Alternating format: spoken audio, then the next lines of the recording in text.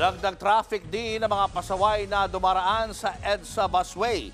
Kabilang sa mga sinita kanina ang bus na may mga sakay na estudyanteng magfi-field trip. Nasa frontline na balitang yan si Gary De Leon. Maagang sinuhid ng mga operatiba ng Special Action and Intelligence Committee for Transportation ang bahagi ng EDSA Santolan sa Quezon City. Umaga pa lang, marami na silang naispatan na mga pasaway na motoristang dumadaan sa EDSA busway kahit bawal. Gaya na lang ng motor na yan na tumulay sa yellow road marking. Sinubukan pa ng rider na magtago sa mga sasakyan pero na-corner pa rin siya.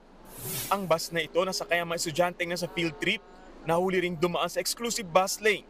Alam po ninyong bawal dumaan ng bus lane? Hindi po. Aminado naman po ako eh. Kasi nakita ko kasi bus lane.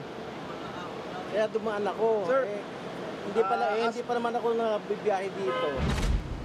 Wala ring dalang ORCR ang driver ng bus. Kaya't bukod sa 5,000 multa sa pagdaan sa busway, dagdag violation niya ang failure to bring registration. May mga ambulansya rin na nahuling dumaan kahit walang sakay na pasyente. Wala rin kawalang emergency vehicle na ito na galing sa probinsya. May re-respondehan lang daw sa Cavite pero wala rin siyang sakay. Sa uli, nasa 13 ang nahuli sa operasyon kaninang umaga. Nagbabalita mula sa frontline, Gary De Leon, News 5. Mga kapatid, Julius Babaw po. Iba na ang may alam at may pakialam sa panahon ngayon. Para sa frontline ng mga balita, mag-follow at mag-subscribe sa social media pages ng News 5.